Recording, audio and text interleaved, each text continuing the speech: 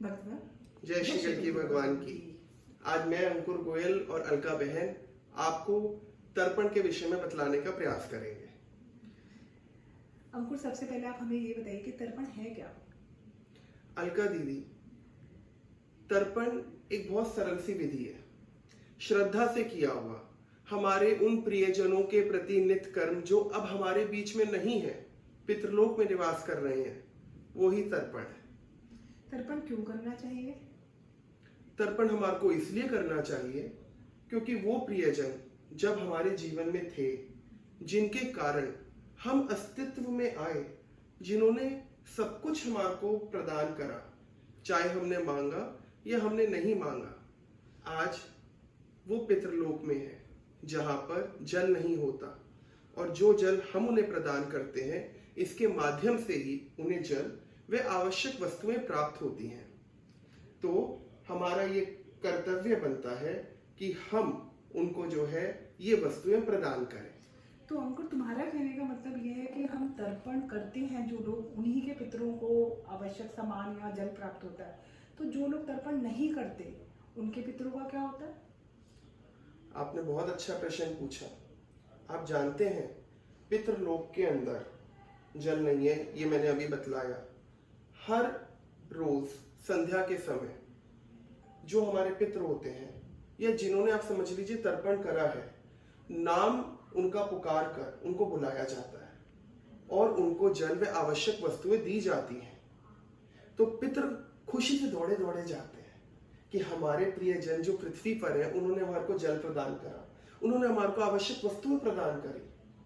पर आप सोचिए, जो लोग ऐसा नहीं करते उनके पितृ मायूस हो जाते हैं, उनको जल नहीं मिलता, उनको उनकी मनिच्छा की वस्तुएं नहीं मिलती, वो प्यासे रह जाते हैं, उनको समझ नहीं आता कि वो अपनी तृप्ति किस प्रकार करें। इसलिए मैं अंकुर, फिर उनकी क्या गति रहती है? उनकी गति ये रहती है कि वो भूखे प्यासे रह गए। बिल्कुल, उनकी वो भूखे प्यासे रह गए। इसका इफेक्ट क्या होता है, या आप कह लो उनकी गति क्या होती है? जैसी उनकी गति या उनकी मनोदशा होगी, उसका प्रभाव हम पर आएगा ही आएगा। जैसे आपके यहाँ पे धन संपदा, प्रसन्नता, सब प्रकार के ऐश्वर्य बने रहेंगे क्योंकि उनका आशीर्वाद है। परंतु जब वो दुखी होते हैं, उनको ये वस्तुएं नहीं मिलती, वो कुपित हो जाते हैं, तो वो अलग अलग प्रकार से आपके जीवन के अंदर दुख देने शुरू करते हैं। अंकुर, लेकिन वो क्यों दुख देना दीदी शुरू करते हैं? क्योंकि उनको लगता है शायद ये इसके माध्यम से आप उस मार्ग तक पहुंचो, आपको समझ में आए कि आप क्या गलती कर रहे हो, और आप उनको फिर वो जल देना या वो वस्तुएं देना प्रारंभ कर दो। इसी को हम सिंपल सी भाषा में पितृदोष कह देते हैं। आज जो है, आप एक बात बताओ कि पितृदोष जब हमें पता लगता है, हम परेशान हुए, तभी हमने खोजा ना कि हाँ क्या दिक्कत है। कल्कि जी ने फिर बताया या किसी भी माध्यम से पता लगा कि हमारे में पितृदोष है। फिर हम अलग अलग उसके प्रति निदान करते हैं, हम तर्पण करते हैं, हम श्राद्ध करते हैं, हम कुछ अर्पण करते हैं। ये हम इसलिए करते हैं क्योंकि वो उनको जो नहीं प्राप्त हुआ पहले की पीढ़ियों से या पहले कभी भी, वो जो है कैसे हमें समझाएं, उसलिए जो है पितृदोष के रूप में वो हमारे आगे आता है। अंकुर, एक चीज और मैं पूछना चाहती हूँ। हमारे माता पिता होते हैं या हमारे दादा दादी होते हैं, जब वो जिंदा होते हैं तो हमसे बहुत प्यार करते हैं, तो क्या मरने के बाद वो हमारा, अगर हम उन्हें जल नहीं देते तो वो हमारा बुरा कर सकते हैं? क्या करते हैं वो हमारा फिर बुरा, पितर बन करके? क्या वो हमें वैसा प्यार नहीं करते जब वो, जैसे वो हमको जीते जी प्यार करते हैं? नहीं, वो आपको बहुत प्यार करते हैं। और इसी प्रकार जो है, आप एक बात बताइए, आज आपके माता पिता है, वो जीवित है, आप उनको प्यार कर रहे हैं, तभी उनका प्यार पा रहे हैं ना। परंतु आज आप अपने माता पिता को दुख देना प्रारंभ कर दें, यदि वो सामर्थ्यवान होंगे तो जो है आपको किसी और तरीके से अपने जीवन से हटा देंगे। यदि वो नहीं होंगे तो कैसे न कैसे उनके हृदय से टीस निकलेगी। वो कहेंगे कि भगवान कैसा पुत्र मेरे को दी, कैसी पुत्री मेरे को दी, हमें इतना परेशान कर रखा है। ऐसा नहीं है कि जो है माता पिता होते हैं, लेकिन आप उन्हें प्यार करेंगे तो वो 10 गुना आशीर्वाद भी देंगे आपको। इसी तरह पितरों के साथ है।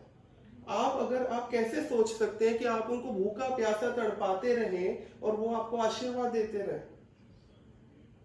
यदि लेकिन आप उनको ये सब सामग्री देंगे, वो प्रसन्न रहेंगे। उनकी कोई लंबी चौड़ी ख्वाहिश नहीं है, उनका कोई आपसे धन संपदा ऐश्वर्य नहीं मांग रहे, वो मांग रहे हैं जो भगवान ने आपको फ्री में दे रखा है, जल। और वो भी कोई आजकल बहन, आप तो आरओ का पानी पीते, वो तो बेचारे आरओ का पानी भी नहीं मांग रहे। आप नहाने के बाद रोज अपने बाथरूम में ही तर्पण कर दीजिए, अपनी रसोई में तर्पण कर दीजिए, ऐसे हम बैठे ऐसे कर दीजिए, बस कर दीजिए। अच्छा अंकुल, इसकी विधि क्या है तर्पण करने की? किस प्रकार ये तर्पण किया जाता है? ये मैं आपको बतलाता हूँ कि किस प्रकार तर्पण किया जाता है, परंतु उससे पहले मैं आपको ये बतलाना चाहूंगा कि ऐसा नहीं है।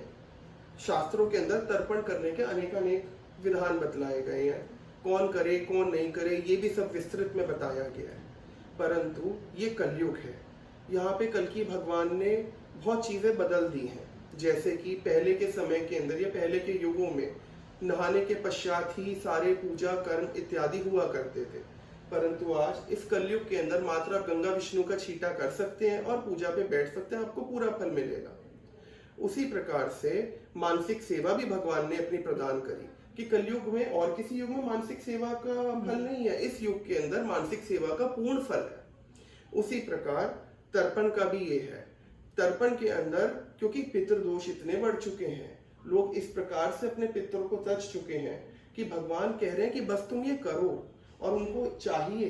तो इसलिए चाहे वो बच्चा हो, बड़ा हो, बूढ़ा हो, लड़का हो, लड़की हो, विवाहिता स्त्री हो, विवाहित पुरुष हो, कोई भी हो, बिना किसी कंडीशंस के नित्य प्रति तर्पण सभी को करना चाहिए। स्पेशली कल की भक्तों को तो करना ही चाहिए। आइए अब इसके साथ जो है मैं आपको विधि, हम दोनों तर्पण की विधि जो है करते हैं। जो तर्पण होता है वो 3 भाग में विभाजित होता है। अच्छा अंकुर, एक चीज और हाँ जी। पूछूंगी, इसका कोई पर्टिकुलर टाइम है कि इतने बजे तक हम तर्पण कर सकते हैं?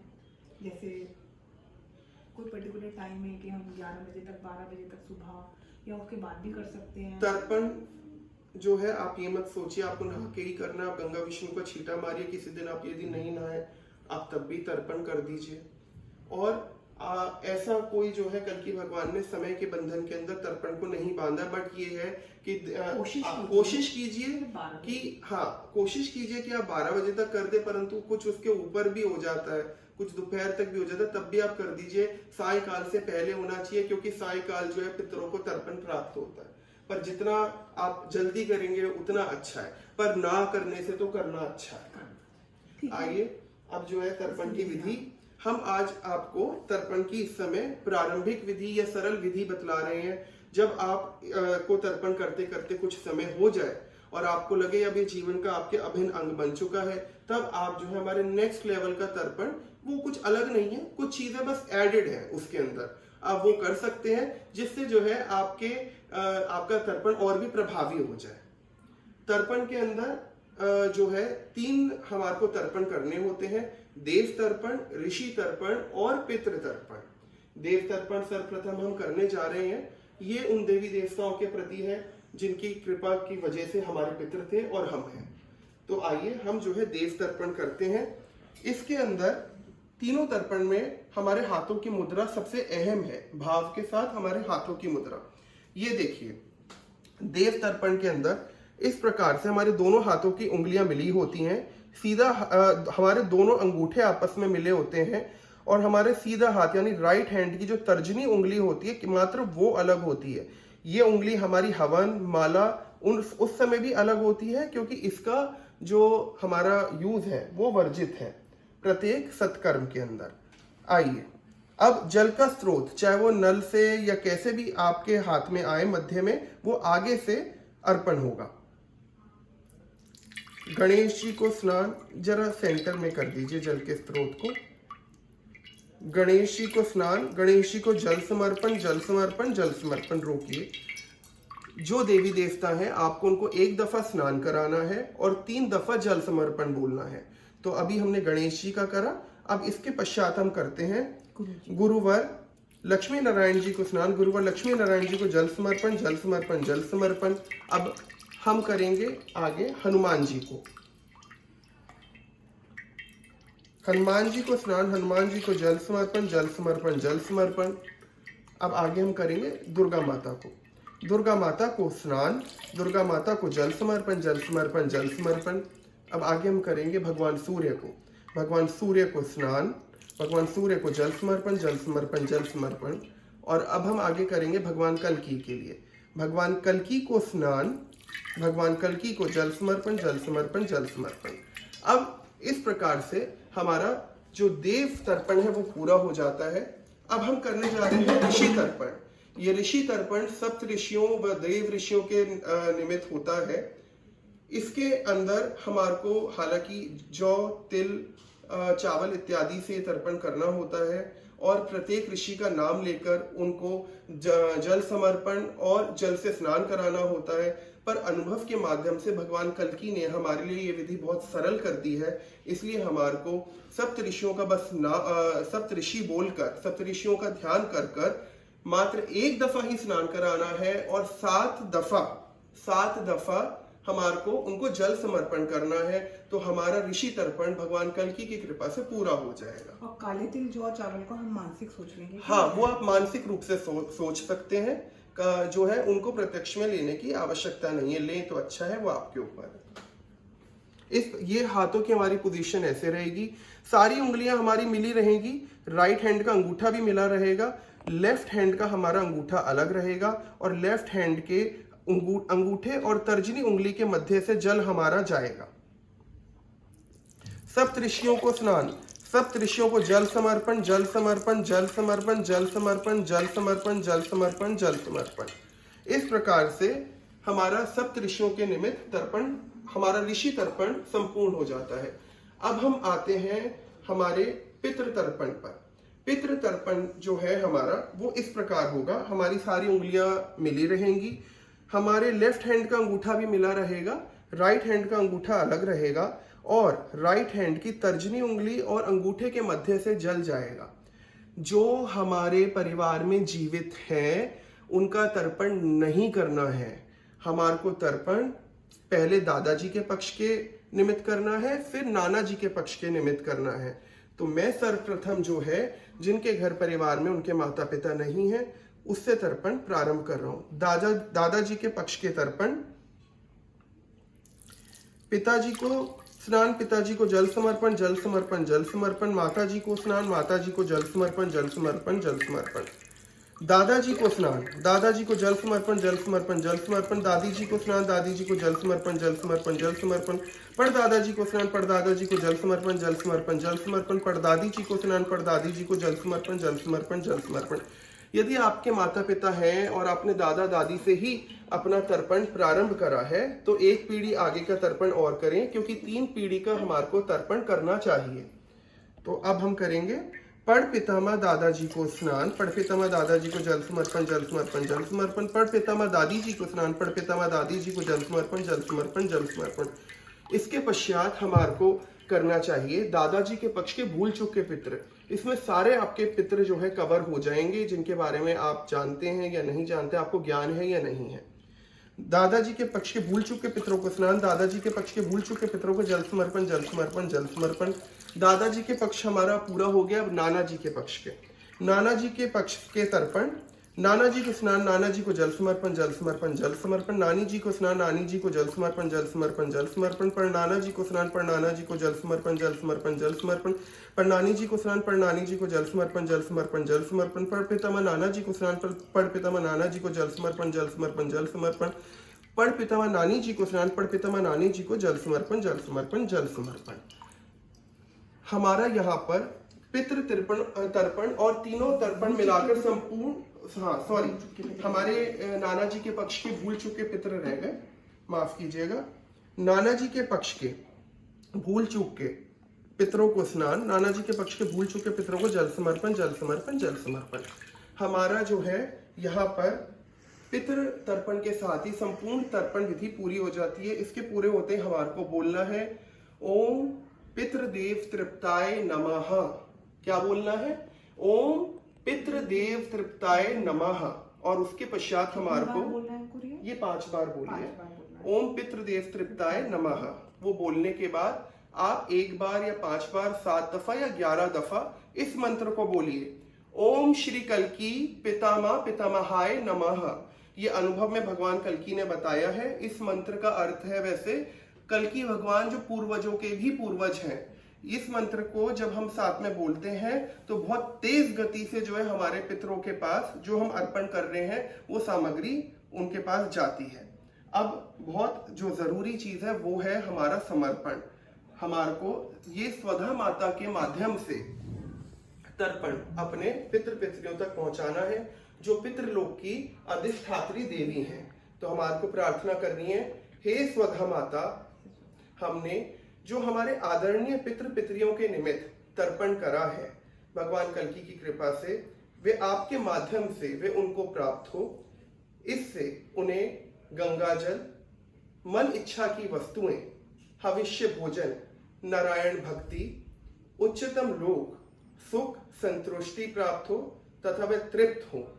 मुझसे, मेरे परिवार व कुटुंब से जाने अनजाने में कोई भी भूल चूक उनके निमित्त हुई हो, जिसके कारण वे कुपित या रुष्ट हों, तो वे अभिदान देते हुए अपनी अनंत अक्षत अहेतु की कृपा करें। हमें कल्की जी का कार्य करना है, हमें मार्गदर्शन दें। बोलिए भगवान श्री कल्की की जय, बोलिए स्वधा माता की जय, समस्त पितृ पितरियों की जय। इसके पश्चात एक चीज मैं और कहना चाहूंगा, ये हमारा तर्पण विधि संपूर्ण हुई। आप यदि रोज भगवान सूर्य को जल अर्पण करते हैं तो सूर्य भगवान को जल अर्पण करने के बाद जो है आप अपने दोनों हाथ उठाकर उनसे भी प्रार्थना अवश्य करें कि हे भगवान सूर्य, जो हमने आपको अर्घ व भोग अर्पण करा है, आप प्रसन्न हुई है। हे प्रकट नारायण, हमें कल्की जी का कार्य करना है। हमारे पितृलोक में जो भी पितृ पितरी हैं उनको ये सारी मन इच्छा की वस्तुएं प्राप्त हो, जल प्राप्त हो, वो तृप्त हो, संतुष्ट हो। कोई भूल चूक हमसे हमारे परिवार या कुटुंब से हुई, कुटुंब जरूर ऐड कीजिए, क्योंकि जो यदि आप कुछ अच्छा कर रहे हैं और आपके कुटुंब में कुछ बुरा हो रहा है तो कुटुंब का भी ऐड होने लग जाता है। तो कुटुंब इसलिए पितरों के कार्य में ऐड करना अच्छा है। या बुरा हो रहा है हमारे कुटुंब से, तो वो यदि किसी कारण रुष्ट हैं तो वो अभिदान देते हुए उनकी हमारे को कृपा दिलाइए। हमें कल्की जी का कार्य करना है, क्योंकि आप कल्की जी से जुड़े हुए हैं, तो जो है आपके करने से आपके समस्त कुल पे इसका पॉजिटिव इफेक्ट आएगा। हमें आशा है कि जो हमने तर्पण की विधि आपको बतलाई सरल, ये आप नित्य प्रति अपने जीवन में अपनाएंगे, अपनानी ही चाहिए आपको। और इससे रिलेटेड किसी का कोई प्रश्न हो तो आप हमसे पूछ सकते हैं। हमारे को आप ग्रुप पे पूछिए, फोन करके पूछिए, जैसे आपको कंफर्टेबल है, हम आपके लिए अवेलेबल हैं।